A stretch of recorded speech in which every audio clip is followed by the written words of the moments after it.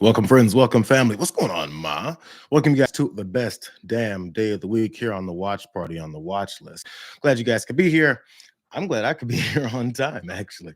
I had to get up extra super early to make sure I cover as many things as we could, or at least get the full view of many of these stories that we're going to talk about. There was so much things that happened over the weekend, and I know I'm focusing on some of the things that we focused on before, but it keeps developing. It's worthwhile to know what's going on. But calm down first.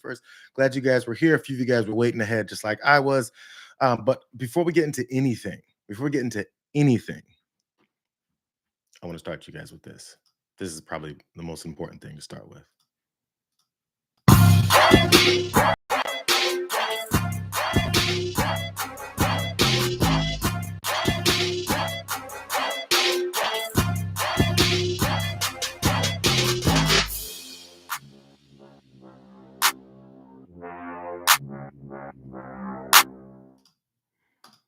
Yeah, that's a good way to start. At least while you guys still file in, I was looking for something different, something more nostalgic, something that felt comfortable and normal as we start these watch parties. Because there's nothing normal about what's going on in the country. There's nothing normal, really, what's going on in the world as we continue to watch things fall apart. Good to see you guys. Dragon Shepherd Bianca, the purple binky dragon Lopez was the first one, so we have to absolutely acknowledge that. I think she was there even before me. What's up, Ma? Okay, Mom's here. I think I can start. Okay, so the Epstein situation is blowing up in front of MAGA's face, from MAGA to MAGA and about MAGA. It's all going down. And over the weekend, there was a Talking Points USA event, SAS, they were calling it, the Student Alliance Summit, something like that. But it's all part of Talking Points USA. So they had a lot of people there, and they had folks that were giving their opinions. A lot of times it's always on the same vein, but when it came to this particular topic, it wasn't all on the same vein for them. Let's watch how this happened. Agree with a special prosecutor has to be an independent special prosecutor has to take over. Do you believe that DOJ and FBI right now, with the guys who are all close to Pam Bondi, Dan Bongino, Kash Patel, do you think they have any credibility left to pursue this? No, and I'll tell you exactly why, Steve, because in 2016, we trusted the plan with Trump. But now Trump has become the deep state. The exact thing we voted him in. Why do you say he's become the deep state? What is more deep state than covering up for pedophiles? Why would you go to that island? Why? Tell me, why would you go to that island? Why would you go on the plane? Agree with a special prosecutor. I mean, it's pretty basic stuff. So Steve Bannon there is talking, I guess, in some side point he's got at the Student Action Summit, I believe is actually what it was. And so a fan, or I guess someone who's on the same thought process, was talking about how they have no more credibility left. Donald Trump has become the deep state. So, I mean, they're still on the deep state thing and how it's all been a huge cover, which obviously it has been. And of course, there are folks that want to make sure secrets aren't out, but it crosses over partisan lines. They're finally beginning to figure that out, but they still can't fully connect it to the guy that's probably not wanting any of this to come out. There was other folks. Again, the Student Action Summit is there to talk to young Republicans. And there was the Blue Georgia, I believe, was the one that jumped on this and compiled some of the folks at this summit and whether or not they were on Donald Trump's side, which I guess is also Pam Bondi's side, or Dan Bongino, which we'll get into in a minute. I do not agree with the president. I do not agree. I actually do agree with the president. Unfortunately, on this one, I don't think I agree with the president. I kind of side with Bongino and Patel in this situation. I do not agree with the president. I think that Pam has brought a secretive energy to the administration and that it is not a good look for the president at all. As much as I like the president, I do think that is a little bit of mistrust put into the people. I think there's a lot of instances where the president should just keep his mouth closed and not give out such opinions. She had come out in the past and said that they had thousands of videos they were just waiting to release. And then all of a sudden now they're saying, yeah, there's nothing. I don't believe that Pam Bondi is being particularly effective in terms of her leadership and governance when it comes to the Epstein files. The women and children who were victims of this entire scandal absolutely deserve the justice, and at the very least of the government making more of an effort to have these files released and give the public answers. I trust the government as far as I can throw the government, and that's not pretty far. It's a lot of answers, but most of them were that they don't trust Pam Bondi. Pam Bondi only. They're on the side of Kash Patel and Dan Bongino. But Pam Bondi is on an island by herself because she's brought this secretive nature to the administration that's been so transparent and has told us everything that they're doing outside of trust me, believe me, shut up, stop talking to me. So there's some folks who, specifically that last guy in the red, he can only trust the government as far as he can throw it. Of course, that's always been said by many folks, and there's reasons behind that. But doesn't he realize that the head of this government that he can't trust as far as he can throw it is this guy named Donald Trump? I'm just curious if they realize the head of this entire thing that they're upset about. They're almost there, and I'm completely open and a little bit excited about them finally figuring out the level of BS that's been tossed their way on so many things. So there's some that are against it. There's some that are against the president himself. There's some, but they're mostly against Pam Bondi. That's been the scapegoat. So if they can toss all this on her and on her by herself, they don't have to address the guy who's running her. Pam actually has been pretty good for Florida, but I'll tell you, if they would have taken Matt Gaetz and let him pass through, he would have been the man to go. Can we have gotten to get a pair of balls, though? Let me tell you, because you got too many people that have been slipped under the rug, swept away, and then you have everybody saying, "What the hell is going on? We're talking about this. We're talking about that." Hold it. We got Epstein and we got a lady in jail that did nothing. I thought you were the pro Pam Bondi. I do like Pam Bondi. Okay. She's a pretty lady, has a nice family, good for Florida. She's a what? But for the job, you need a pair of balls. Sorry, you don't have them. Hold it. You don't have the balls for them. You're saying a woman can't handle that? Kelly up there. Oh wow! Whoa! Megyn Kelly. Okay. Actually, how about Ron DeSantis' wife? She would be good. Does Megyn Kelly have a set of stones? I would say so. Okay. There's probably nothing they would enjoy more than to heap all of this on Pam Bondi, who in her confirmation hearings didn't make it very clear that she wouldn't do the absolute and complete bidding of Donald Trump, who, again, just last week was telling folks, why are you guys so obsessed with this Epstein thing? I think they're kind of working together. I mean, the same guy who was upset before when in his first administration, I believe it was Jeff Sessions was his first attorney general, when he said, what kind of man is this? Because he wouldn't continue to do anything he said. He had a conflict of interest. He goes, what kind of guy is this who's going to have a conflict of interest when the only interest he should have is serving meat? It's obvious that the guy who now has no guardrails in this administration has someone in place that won't say no. So it's not just Pam Bondi, but they did mention Megyn Kelly. I want to show you guys the scene that was going on at this Talking Points USA event over the weekend, because the folks that realize and see where this is going are trying to stay ahead of the curve and continue their meal ticket of appealing to these folks who seems like, at least on this subject, they've had enough. So Megyn Kelly was definitely one of them.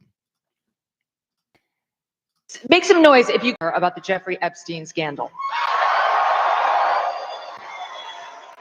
Here's what I think is happening. I don't think President Trump is focused on this. He's focused on a lot of other things which are going great, and he needs to be focused on those other things. Great. Jeffrey Epstein's not the most important thing on his agenda by any stretch of the imagination. I mean, he's crushing it on the tariffs, foreign policy, just got nominated for the Nobel Peace Prize. If not Trump, then who? Honestly. Barack Obama got the Nobel Peace Prize after 9 months in office. He had done nothing. He gave a nice speech about Muslims and they gave it to him. So President Trump should be getting the Nobel Peace Prize, and there's all sorts of things he's focused on. I just don't think this has captured his attention quite yet. But it needs to, because it's starting to create a real hornet's nest within the administration. And I've got to be honest, I blame Pam Bondi. I'll tell you why, okay? I have nothing, yes, incompetence, yes. I have nothing against Pam Bondi as a human being. I was fine with her nomination and her confirmation, and she's been loyal to the president. And I get that President Trump needs a loyal attorney general. Look what happened with Sessions. The first time he went away, and then the next thing you know, we had the Mueller investigation, and it was a nightmare. But there are a lot of other people who can be loyal and competent in that job.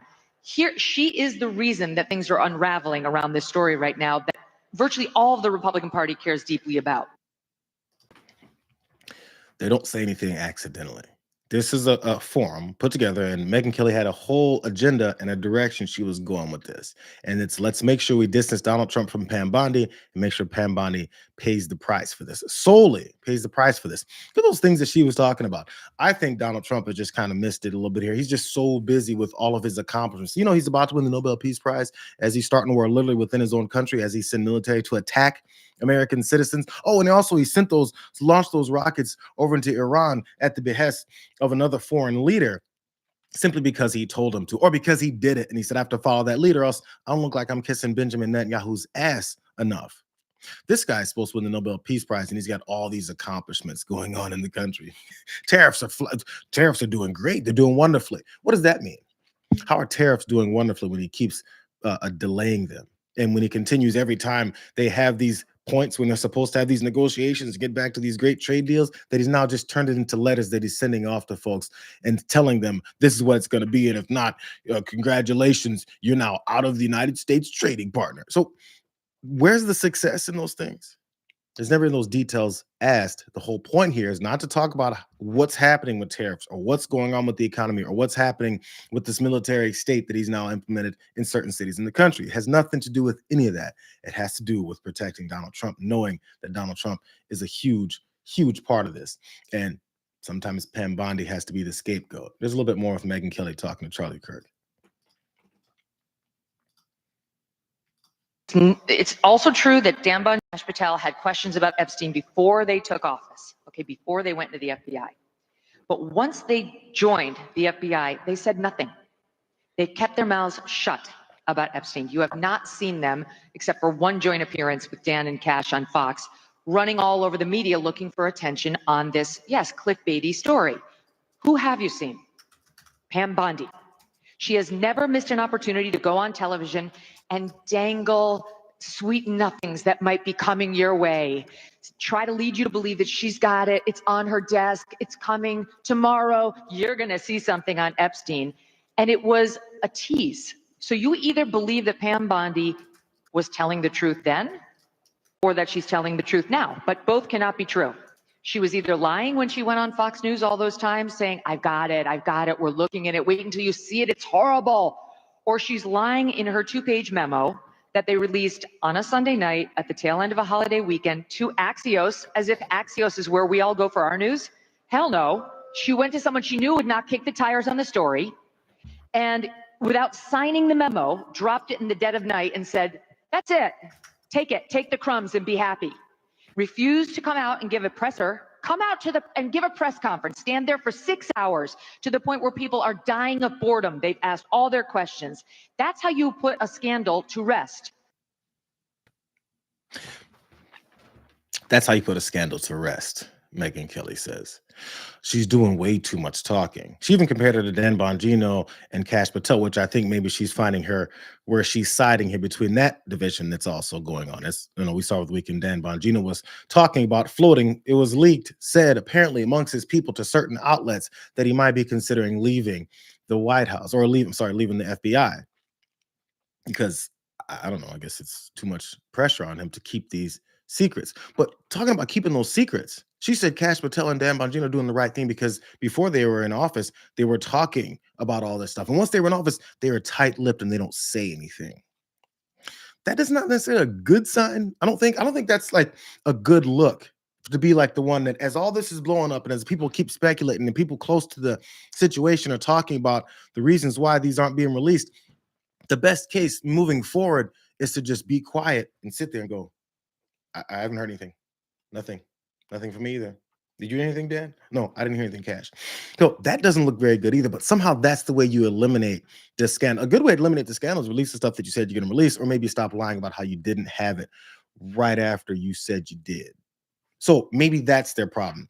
She's revealed too much, and now they have to do more explaining than they usually do, which is, trust me, Donald Trump said so. That excuse isn't flying anymore because the person right next to Donald Trump said, trust me, we've got everything. they got a little bit too far ahead of themselves because they know how much they can, fool their supporters, and they've been doing it for so long. They're like, they got willy-nilly about it and just completely forgot. Yo, this is the one thing. Maybe they won't be a part of a child sex trafficking scheme that you guys said was the worst thing ever, and you got the folks implicated because their main purpose was to come for some partisan battle to come after Democrats. And now that that's not there, they're a little bit upset. It's a bad sign when someone talks about the things that they said they're going to do. Isn't that crazy? But that's where Megyn Kelly stood. But by the way, there was more people involved. Remember those influencers? One of them specifically, Jack Posobiec. Those guys were outside the White House with those binders given to them by Pam Bondi. They've got thoughts about that too, because we can't leave our influencers looking like fools. There's more blame coming for Pam Bondi.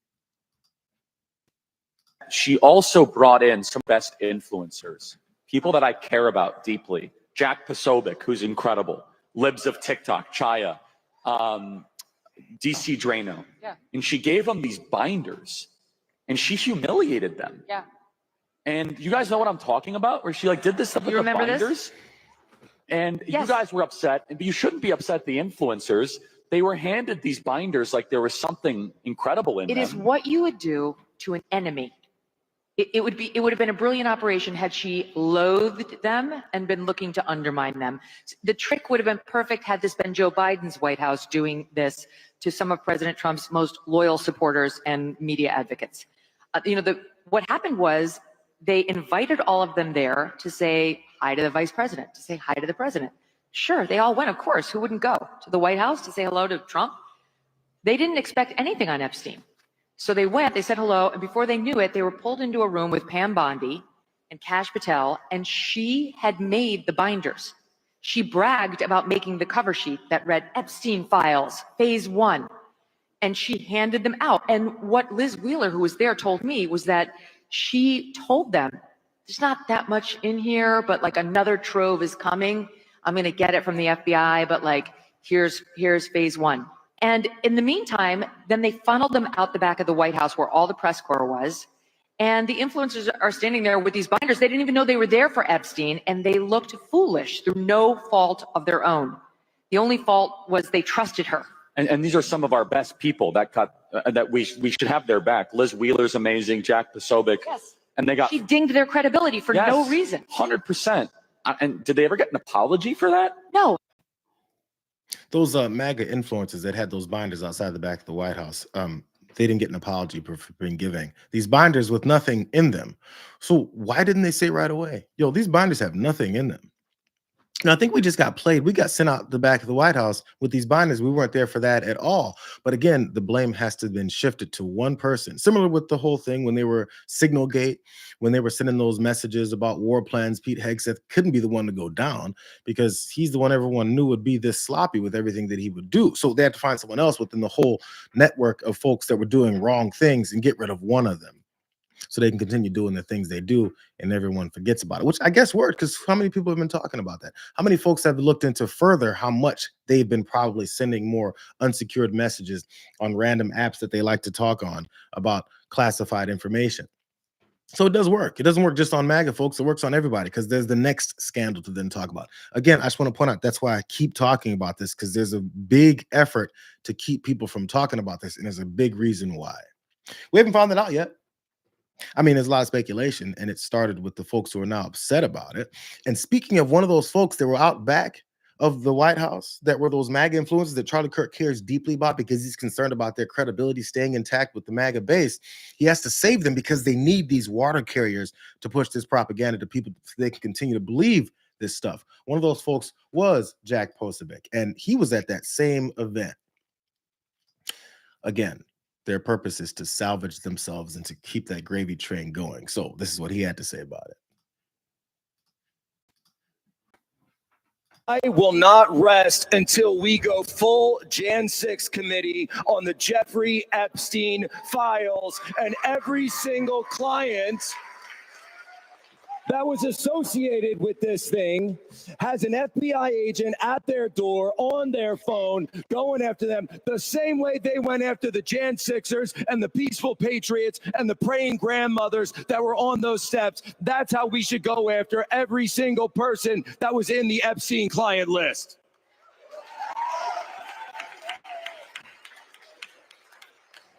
And Pam Bondi brought me to the White House and handed me a stack of papers.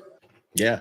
And I got to tell you, folks, it was about as valuable as a bunch of blank pages. It was baloney. It was a binder of absolute baloney. And Pam, if you can't do your job, we'll find someone who will.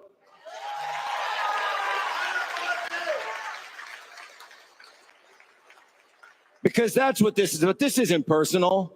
It's not personal at all. It's about understanding who controls this nation, who rules. Do the people rule, or do the men in dark suits in Washington, D.C. rule? The men in shadowy networks and shadowy ledgers going to tropical islands. That's what we need to find out, and that's what we need to know. And boys, earmuffs for a second, but let me tell you something.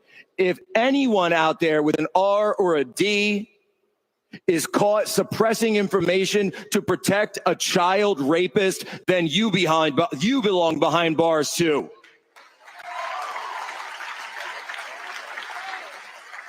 And anyone who is participating in something like that, like Jeffrey Epstein was. Now look, we don't know exactly what went on in that cell when Jeffrey Epstein was locked up. But I'll tell you one thing, folks. I know Jeffrey Epstein right now is exactly where he belongs, straight in the pit of hell where all child rapists go.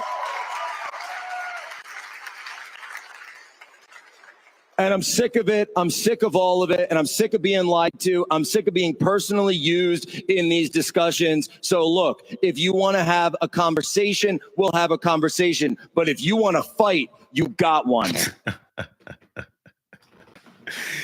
The tough guy routine is always a constant here. Pam Bondi, if you're not, I'm going to say this clearly to you. That's the setup so that everybody can get there, on the edge of their seats, get ready to clap.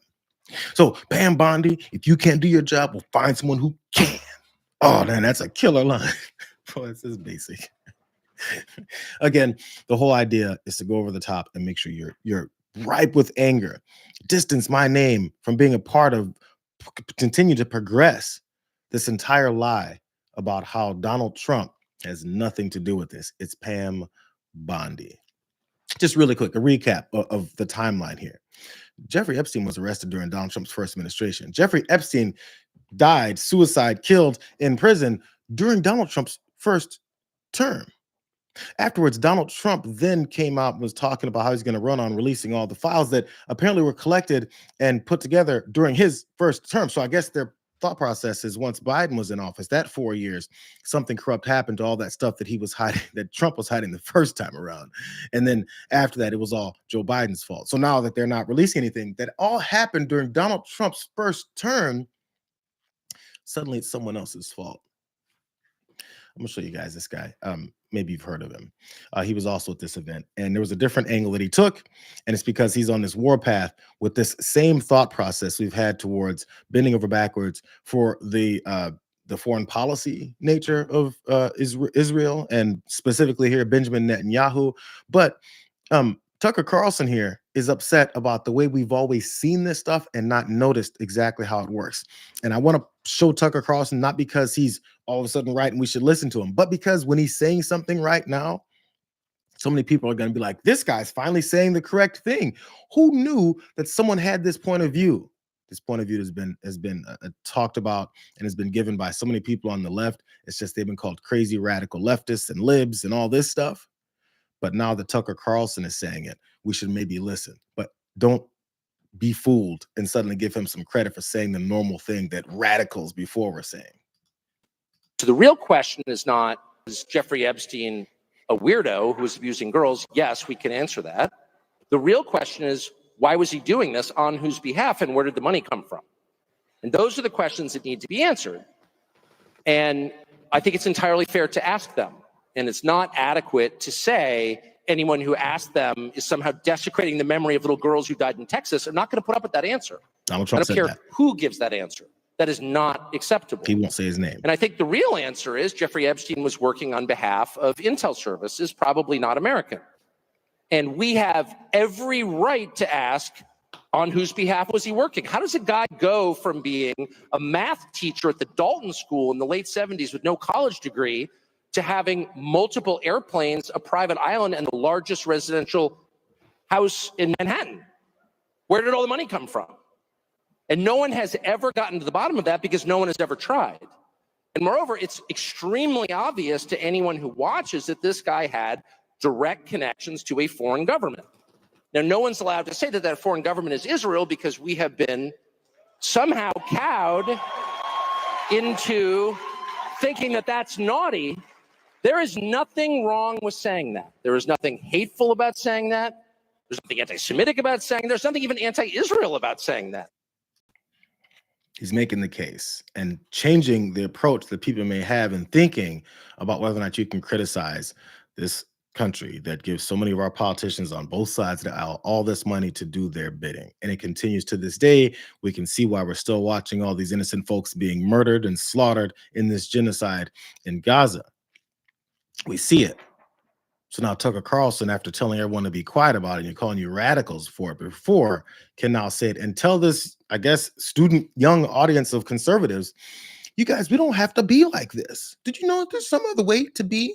Here's the last thing from him. Then I'll move on from this guy.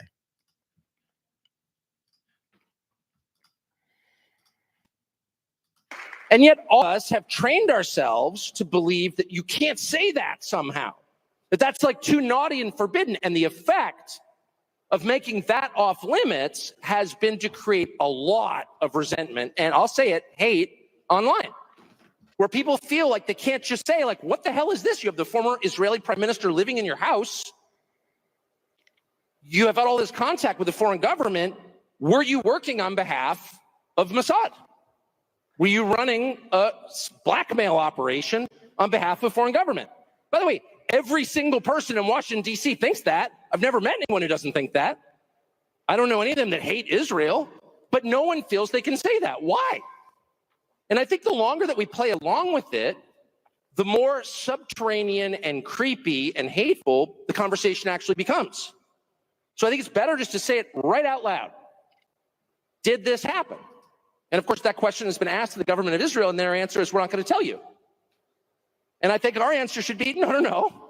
As long as we're sending you money, if you were committing crimes on our soil, we have an absolute right to know, did you do this or not?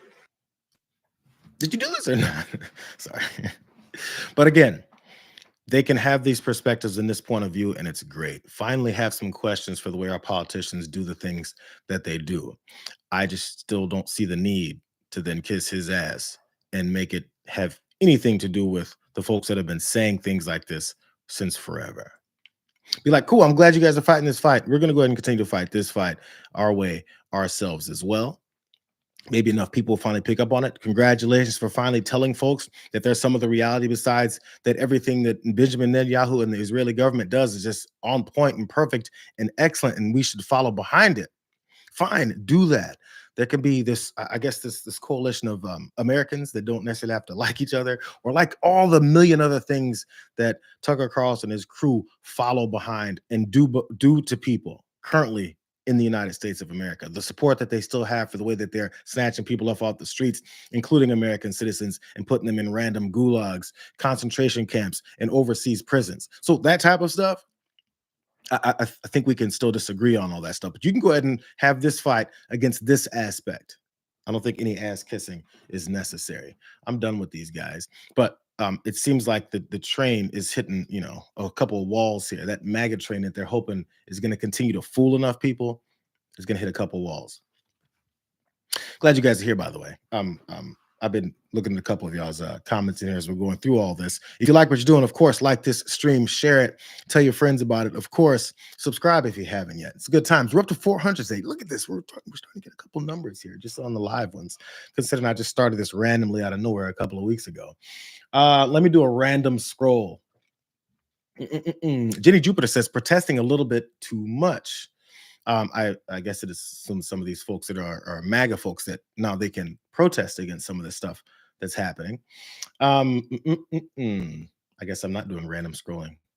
I am scrolling, but I'm seeing what you guys have to say. Maria Betancourt, thank you for being here. Says thank you for doing the show.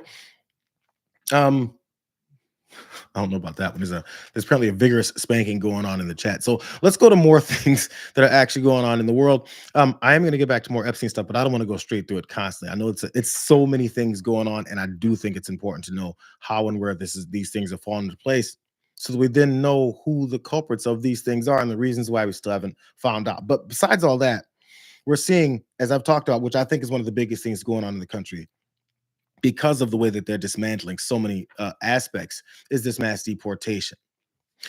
As we saw, they were touting Alligator Alcatraz. Alligator Alcatraz. Oh, Alligator Alcatraz is so great. But they weren't letting representatives and elected officials, specifically Democrats, show up at the facility. It's been open for like a week and a half or something.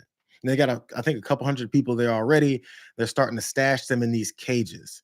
Maxwell Frost, a congressman, younger congressman from Florida, got a chance to visit, and he got a chance to talk about what it is he barely saw, because they didn't really fully let him in. Being an emotionally draining day, seeing other humans being held in cages, 32 people per cage, only 3 toilets per cage. When they opened that door, and they didn't let us fully in, but they let us just stand at the door. I heard people yelling for help. In the background, I heard one gentleman yell, "I'm a U.S. citizen." I heard people begging for us to contact their family. Someone said, "Please get my mom, tell her I'm okay." And then at the end, while we were walking out, they all started chanting, "Libertad, libertad, freedom, freedom." And when I was looking at those cages, I saw myself. I saw people my age, people who looked exactly like me. And so I'm ashamed as a Floridian, and every Floridian should be ashamed that our taxpayer dollars are being used to create this internment camp for immigrants. What were the sites? What were the fields where it was incredibly hot? I mean, when we walked into that and we saw the gentlemen in the cages, they were sweating. You could tell there was the smell in the air of so many people being pushed together like that. There were so many mosquitoes and bugs, and people talk a lot about the gators here, but sometimes the deadliest thing you can encounter in Florida is actually a mosquito carrying some sort of sickness or something like that, or bacteria that can get to you. Tons of mosquitoes. Even talking to the staff, I spoke with the van driver who was driving us around, and he said, "I get bit up every day." And that's one of the staff members. These conditions are horrible. This place needs to be shut down. It's nothing more than a stunt, but it's a stunt that's using real humans, real people. So no, this is not some old facility that they've used from 1968 and they've decided to kind of refurbish it to house other folks there. No, this is something that they just built out on a rushed scale because Stephen Miller, as we'll hear about, has been trying to get this daily quota up from 3,000, I think even more than that, of anybody that is of the wrong skin tone and background that they can assume is of the wrong skin tone and background to put in these places. That's the whole purpose of this. So the fact that it's all leaky, as we've seen early reports of, and also these horrific conditions where it's hot as hell in there, and they're also got bugs flying around, as Maxwell Frost was talking about, it is exactly what we had described these things would become: concentration camps, where they're just putting people in there and they don't care about what happens to them, about their health, their well-being, their family situation, their immigration situation. The whole purpose here is to create concentration camps because, as people didn't want to admit, there's Nazis in the White House. Debbie Wasserman Schultz also visited, and she had other details that she wanted to point out. It's very important to pay attention to what it is that we're doing with our taxpayer dollars. Since we're talking about we don't want our dollars going to entitlement funds, we also don't want it going to this. Let's be clear, throughout this entire tour, it was repeated over and over that the state is working hand in glove with ICE. This facility was inspected by ICE. They review their detention standards. They are using cages. These detainees are living in cages. The pictures that you've seen don't do it justice. They are essentially packed into cages, wall-to-wall humans, 32 detainees per cage. That is the only thing inside those cages are their bunk beds, and there are 3 tiny toilets that are toilet units that have a sink attached to it. So they essentially drink, they get their drinking water and they brush their teeth, where they poop in the same unit. They bragged that they went above standards, supposedly, and gave them a 3-foot privacy wall that stretches the length inside the 32 detainee cage. A 3-foot privacy wall that stretches the length of the 3 toilets in a row.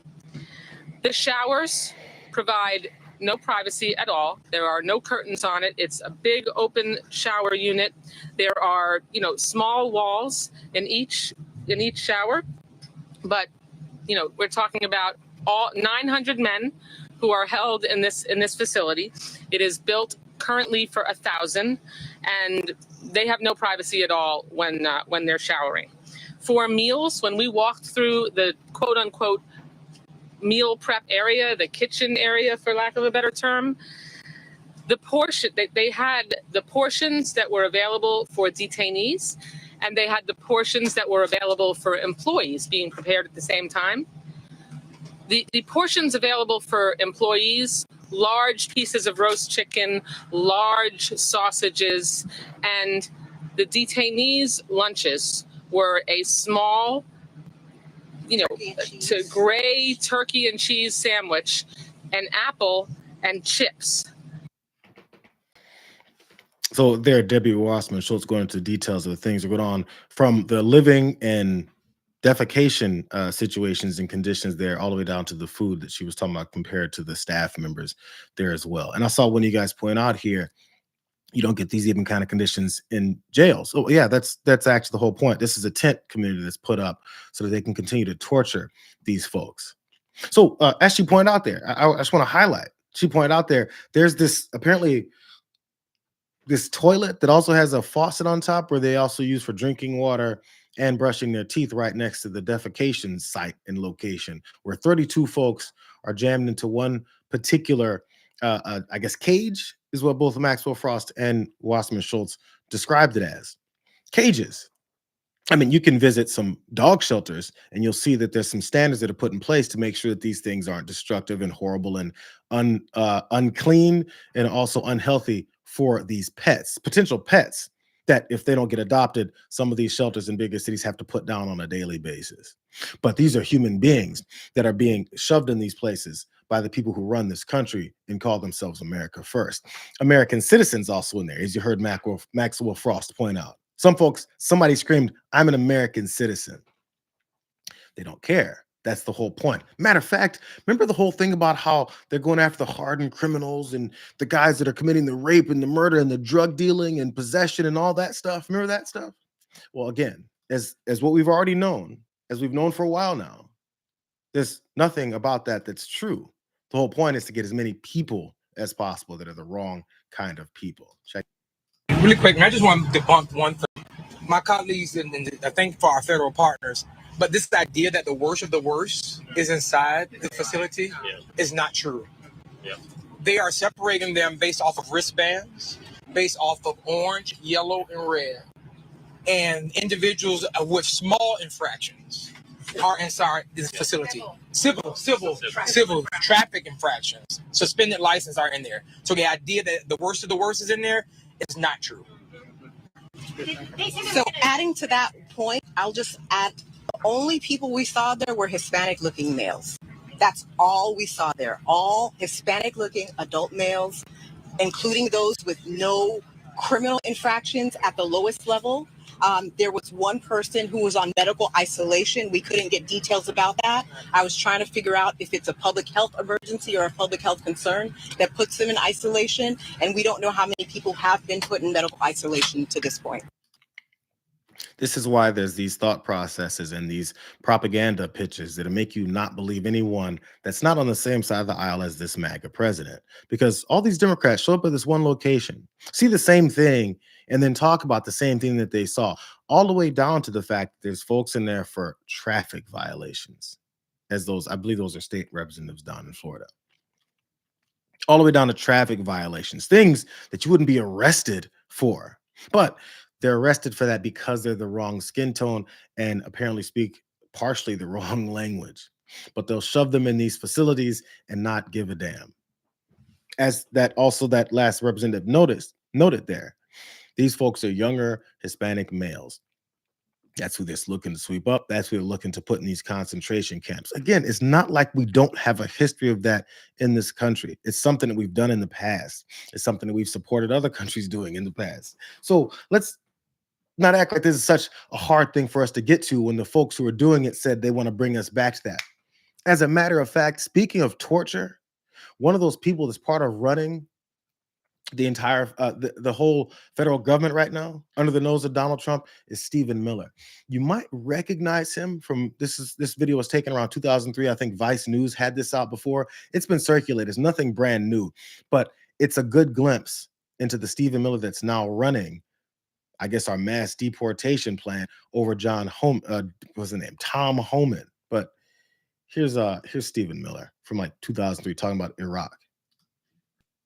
In concern to the issue of the Iraqi civilians, I think that as many of them should survive as possible, because the goal of any military conflict is to kill as few people as possible. But as for Saddam Hussein and his henchmen, I think the ideal solution would be to cut off their fingers. I don't think it's necessary to kill them entirely. We're not a barbaric people. We respect life. Therefore, torture is the way to go, because torture people can live. Torture is a celebration of life and human dignity. We need to remember that as we enter these very dark and dangerous times in the next century. And I only hope that many of my peers and people who will be leading this country will appreciate the value and respect that torture shows towards other cultures. There was a report saying that was when he was 17 years old. He was on some bus trip or whatever and was talking about, at the time, the current Iraq war and how he feels about torture. And it's so funny. And it's a human thing. We're going to connect them back to their cultures and humanity. So that's a 17-year-old guy who's now a piece of garbage is helping to run this administration exactly what he's talking about. Those are torturous conditions at Alligator Alcatraz. They advertised it as that. They're shipping in alligators. They talk about alligators and put it in the name and put out merch for the sake of having you have this picture in your head of people that you're supposed to hate because they exist, to have the fear of alligators potentially mauling them so that they can stay in inhumane, torturous, treated facilities.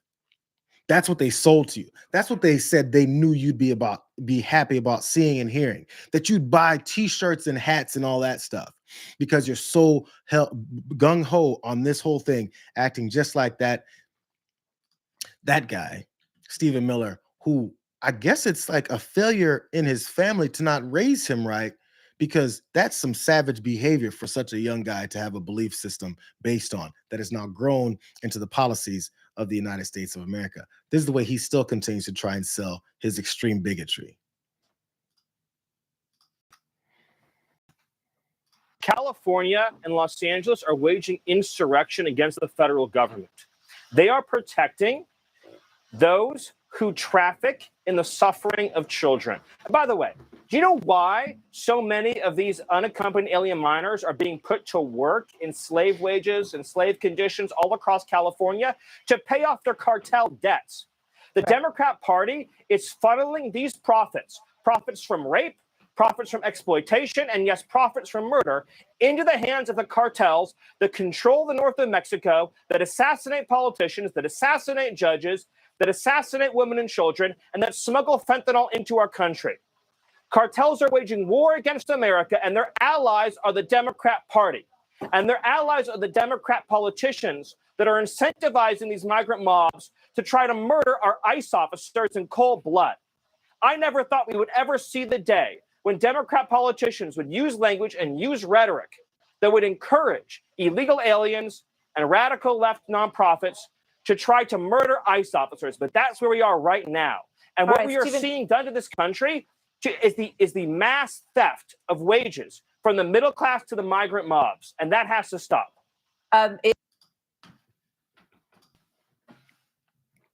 That's Steve Miller It's the same guy that was on that bus talking about torturing Iraqis because of who they are. And now it's gone on to talk about how they're all beholden to the cartels. I can't believe, and he goes through all this division about how the Democrats are literally part of the cartel. Did you know that every Democrat that's elected into office was actually a former cartel member? Did you know that? As his whiny, lying ass keeps going through this same diatribe of this propaganda that they've pushed so long, they just figure it'll keep on working. So as you see the disaster that they're unleashing upon this country, you're supposed to continue to be about it because you're afraid, because you're just as scared as that little bitch is. Just because you're so afraid, because they've told you to be afraid.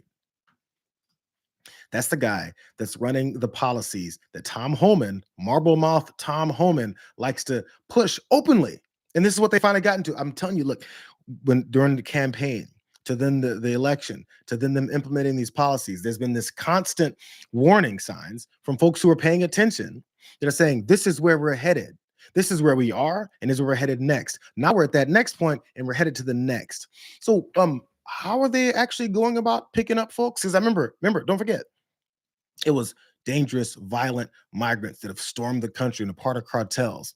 Let me let you listen to Tom Homan talk about their requirements for harassing and detaining and arresting people. People need to understand, ICE officers and Border Patrol, they don't need probable cause to walk up to somebody, briefly detain them, and question them. They just need this totality of the circumstances, right? They just got through the observation, get articulable facts based on the location, the occupation, their physical appearance, their actions. Like a uniformed Border Patrol walks up to them at for instance, a Home Depot. And they got all these articulable facts, plus the person walks away or runs away. Agents are trained. What they need to detain somebody temporarily and question them. It's not probable cause, it's reasonable suspicion. We're trained on that. Every agent, every 6 months get Fourth Amendment training over and over again. These officers are really good at what they do. And if the judge make a decision that's against what these officers are trained, what the law is based upon, then they're going to shut down operation. I think that's your end game. They want ICE to stop doing this. But if they base it on the rule of law, they're going to find out Border Patrol and ICE is doing exactly what they're going to do in accordance with law. And you're not going to stop coming. Tom Homan, thank you for getting. They don't need probable cause. They just have to look at them and figure a couple things that they think is a problem, which is that they're a little bit too Latino for anyone else to see here, maybe a little too brown-skinned. And did I hear a different language in the United States of America? It's time to pick these folks up. That's why they've got American citizens involved in this. That's why they've got so many folks who've done nothing illegal, but they've got them in these concentration camps because Tom Homan is finally saying the same things that Steve Miller has always said, and Steve Miller's telling them to let's increase these numbers by any means necessary. And one of those means is, of course, to racially profile them. Tom Homan was comfortable saying that on Fox News, but had to actually answer for it when he went on the weekend shows to talk about it more. Even though Dana Bash didn't really go after his ass, he still had to answer for it. So it's a little frustrating, but still, here he is.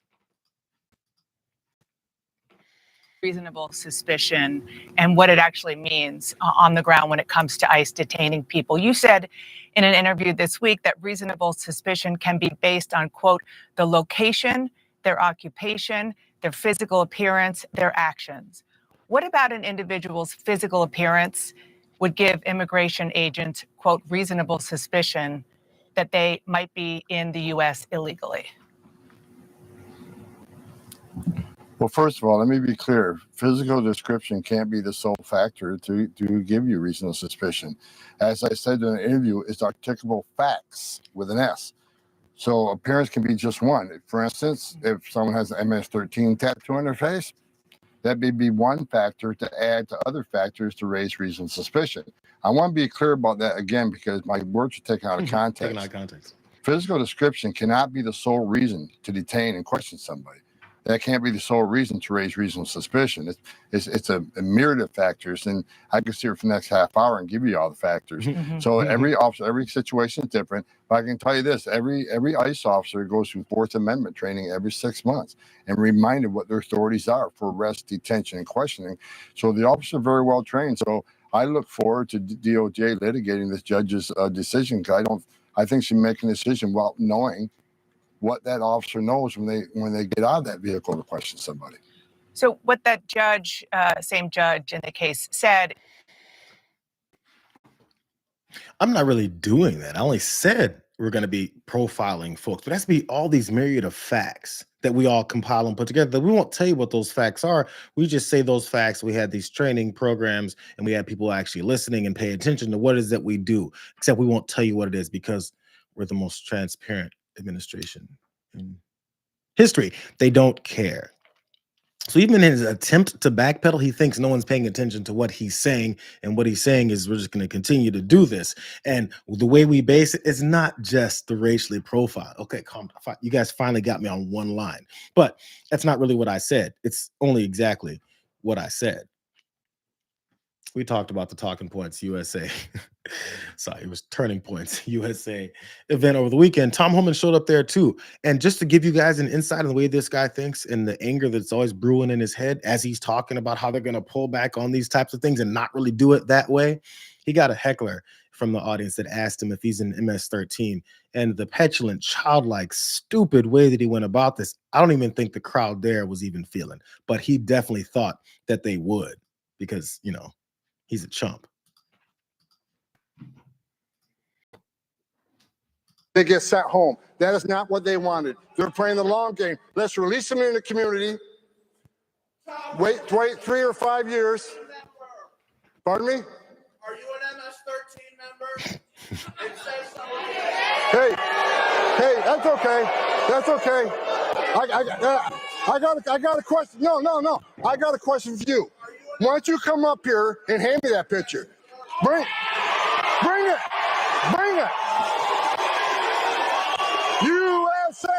USA!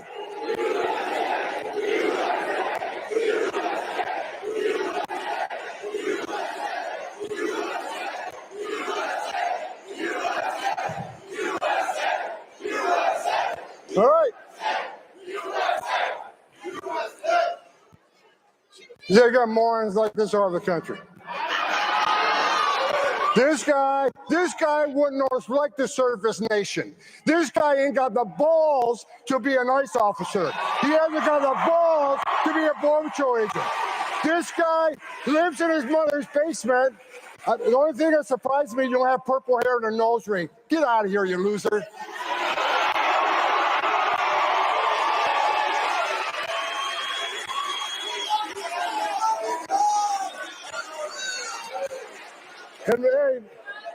And you're such a badass, meet me off stage in 13 minutes and 50 seconds.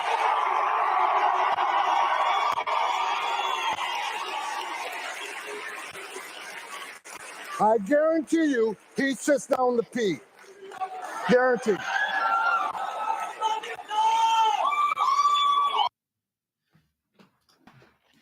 Tom Homan is a tough guy who was gonna meet this guy off stage in 13 minutes and 51 seconds, but he was too busy having security whisk him away and make sure he never gets nearby. Also, I wonder if the guy actually tried to approach the stage with that picture, but he was swooped up by security too. While Tom Homan was talking about how he's such a badass, but you've got security keeping the guy from you. You've got security taking him out so that you can't actually meet up with him in 13 minutes and 51 seconds, and you somehow have to get the crowd to chant USA like that means anything here. When obviously the point was he has your hand with MS-13 tattooed on it, the way that you guys lied about having Kilmar Abrego Garcia's hands tattooed with the letters M and S and the 1 and the 3. The same thing, but instead he, deflected to, "What in the fight? This guy's got purple hair and lives in his mom's basement." Bro, we've heard that one so many times. It's so old. It's old. It doesn't mean anything anymore. It's just what you guys like to say every once in a while. It's pretty obvious. He's a softie. And if anybody approached him, he'd get his ass kicked. I mean, he's an old man. Well, anyways, we got 5 minutes till the damage report. I don't think I should push it right up to the end of it, just in case they start panicking over there. Give them a couple minutes to at least be prepared for me. But I'm glad you guys are here. I just wanted to point out the stupidity that's going on. I did have one other story. It was a little bit more about the way that Donald Trump himself is trying to distance himself from this huge scandal that he's been a whole part of. Maybe I'll come back on a little bit later after we're done with TDR to just clue you guys in on that as well, because I have to get that one off my chest too. Until all that, glad you guys are here. It's the best damn day of the week. It's going to continue, at least for me, over on the damage report. And what's it? Now we got like 3.5 minutes, probably something like that. I'll be over there hollering at that guy. Maybe some of these similar stories, maybe some new ones. Either way, I want you guys to go ahead and rate it over there. Jump from one stream to the next. Tell John how awesome this is. I mean, the reason you should do that is because, you know, it's kind of awesome over here. But I'm thanking you guys for being here. Again, don't forget to click more likes on that, click more shares on that, and click subscribing on that. Also find me over at JR Rated on YouTube as well. Go ahead and follow and subscribe there too. I think some more things are going to be happening there soon. I know I keep saying it. The reason I keep saying it is because it's going to happen. We'll see you guys in a couple minutes. Glad you guys are here.